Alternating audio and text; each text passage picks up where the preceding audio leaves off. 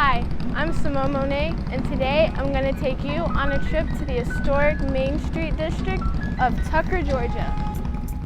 Tucker, Georgia is a town located 14 miles northeast of Atlanta, Georgia, in North DeKalb County. This quaint town, which was originally settled in the 1820s, later developed a railroad community in 1892. It has approximately 36,000 residents. Tucker centers around the historic Main Street district, which comprises of locally owned shops and restaurants. You may even spot a classic car cruising down the street. This is Tucker Cruisin'. Tucker Cruisin' is an old-fashioned town's car show on Main Street. The cars range from antiques to street rods to motorcycles to imports. Now I'm going to show off some of the cars I saw at the car show.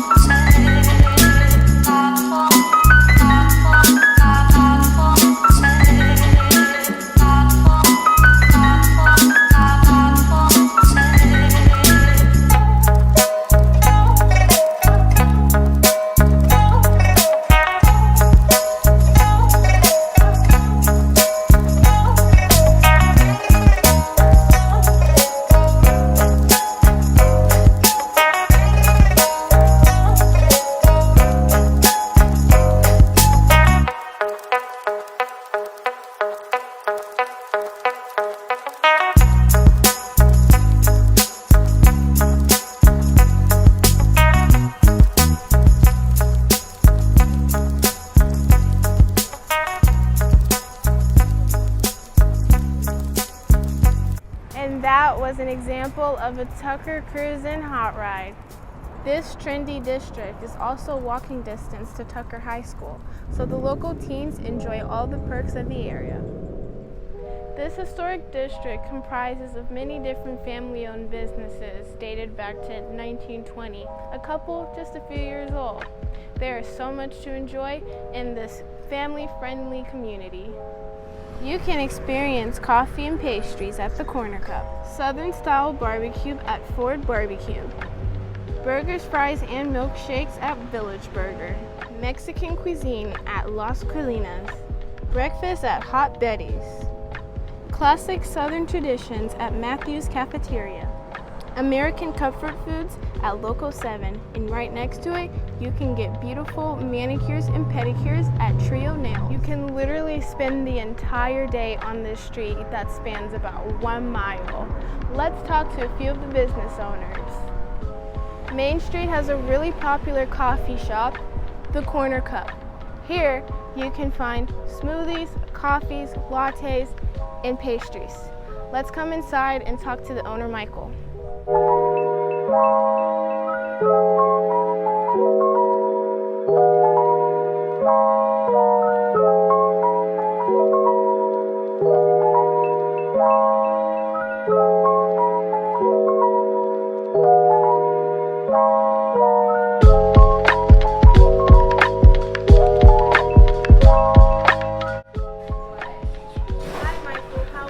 I'm good, how are you? Good, thanks. I love this place. There was a time when I was here daily getting smoothies. Okay, so my first question that I have for you is, how did you get into the coffee business? So, it's a strange story. My partner actually opened the first one down the street. Originally he had some partners, and he bought the partners out, so he asked me to help him join, so I got in the coffee business. But I worked in a coffee shop when I was in college, so I've technically been in it for about 30 years. How many locations do you presently have? We have 2 locations right now.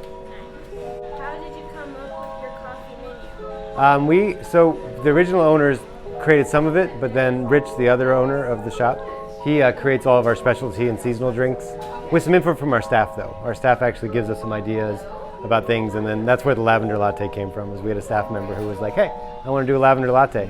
Like, cool, we did it. So. What was your best-selling coffee? Our best-selling coffee of all time is our Be Naughty drink. It started as a specialty, as a seasonal drink, and then we moved it over to the specialty side, and it's far and wide the most selling drink we've ever had. What made you choose Tucker, specifically Main Street? We like to be part of the community, And when we find a location that we literally can be part of the main street part, we want to be part of that. And this happened to just randomly open, and a friend of ours told us about it, and we came and signed the lease, and the rest is history. Was the Tucker community open and welcoming to you in the Corner Cup? Yeah, the Tucker community has been amazing. Like from day one, we had people here. They've supported us. They talk about us on social media. They leave us positive reviews. Tucker has been phenomenal. Nice. Any plans for another location? Yeah, we're looking at a few places right now. Top secret, so I can't really tell you where, but hoping to have 2 or 3 in the next 2 or 3 years. Got it. How did the pandemic affect your business? It was a challenge, definitely, but luckily with us, the way we run our business, we were able to downsize a little bit, keep our employees safe, keep them employed at the same time as safe, and keep our business running, but it was definitely a challenge. Thank you, Michael. I'll be back for my favorite smoothie, the strawberry peach pear. Awesome, thank you. I'm here at Hot Betty's Breakfast Bar, one of Main Street's newest restaurants. Here, you can find a blend of both Southern and modern foods in an artistic setting.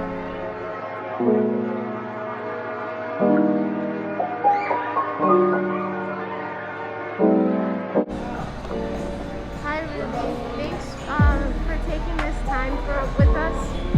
So, Ruby, you're the general manager, right? Yes. Cool. How long have you been at the restaurant industry?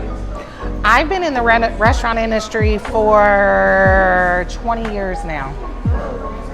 Who came up with the name and the theme for Hot Betty's? Was it a joint collaboration? No, Hot Betty herself named it after her grandmother.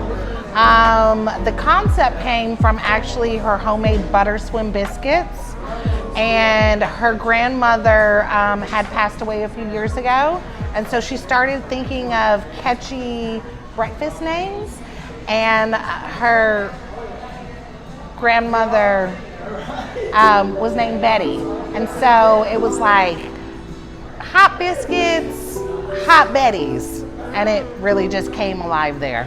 Oh, cool. I love the interior design of this place, and the murals are beautiful. Who designed the interior?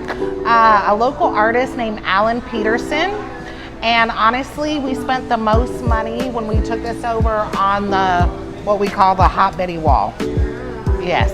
Are you open for just breakfast and lunch? No, we have dinner services Thursday through Sunday night.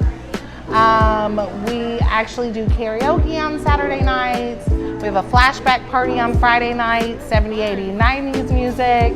And eventually we'll be open 7 days a week, 7 nights a week.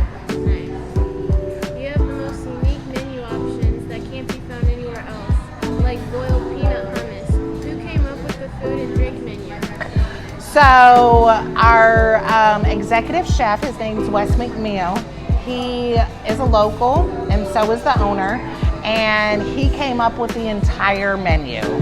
And the good thing is we have vegan options, we have chicken and waffles, you know, a regular classic breakfast, but we have lunch and breakfast all mixed in, so it's like it makes you read the whole menu, you know? I've had the chicken and waffles, it's really good. I know. It's our #1 top seller. Oh, so your best-selling dish is the chicken waffles? And our second is probably the hash, our fresh beef brisket. Okay. What's your best-selling drink? Ooh. Right now, because of summer, it's probably the Betty Boop, like a coconut island drink.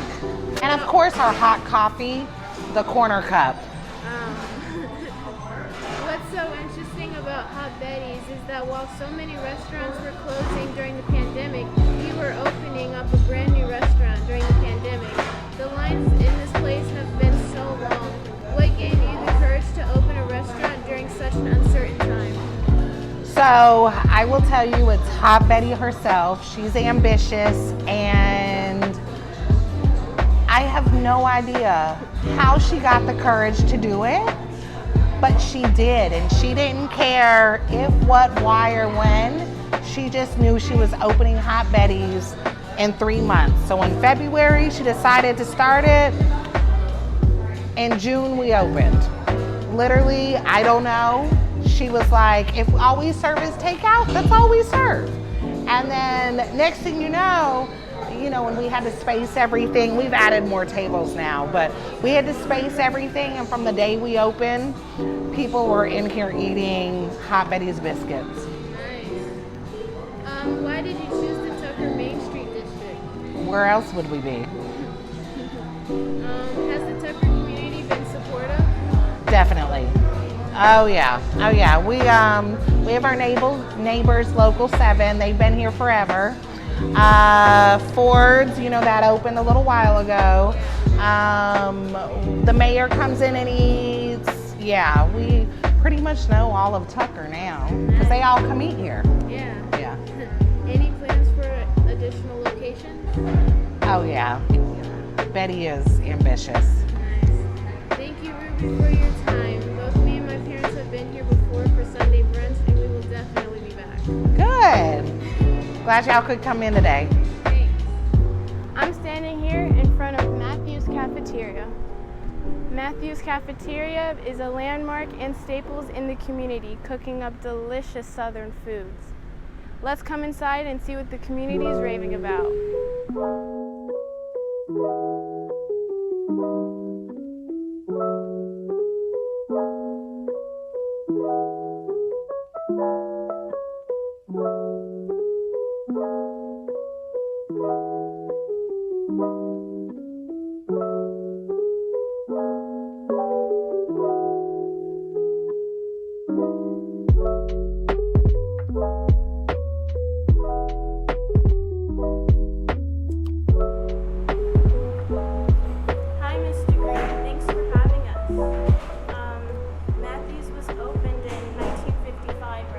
That is correct. Cool. Was it always here in Tucker on Main Street? Always. No other location. What was the history behind Matthew's? How did it come to life? My father-in-law, Mr. Matthews, just decided it was the thing to do, that it would work, and it has. 65 years, is that right? You do the math. Why did the family choose Main Street Tucker as the location? They lived here. All the Matthews lived here, so they were here. And then Mr. Matthews, my father-in-law, actually owned the property, all this property. So it was kind of the thing to do here. Right. Nice. I see you have both dine-in and drive-through. Which is more popular? Right now it's about 50-50. We did the drive-through when the pandemic started, and now it's not going away. Not going to go away. You serve breakfast, lunch, and dinner, right? Right. Who came up with these delicious recipes? Was it passed down from the Matthews family? Some of it was. Some of it was passed down from my wife, who was the Matthews, from her grandmother. Yeah. How did the pandemic affect your business? It did. At first, it did because we had to close up, but we were very, very fortunate. It didn't affect it much at all. Maybe 10% in the beginning, and then less and less, and then with the drive-through, it almost zero. This place has been around for decades. Do you have customers that you know on a first-name basis? Yeah. Thank you, Mr. Green, for your time. The savoring smells are making me hungry. All righty. I hope you enjoyed the historic tour of Main Street. This was a true gem, just 14 miles away from downtown Atlanta. I'm Simone Monet. See you next time.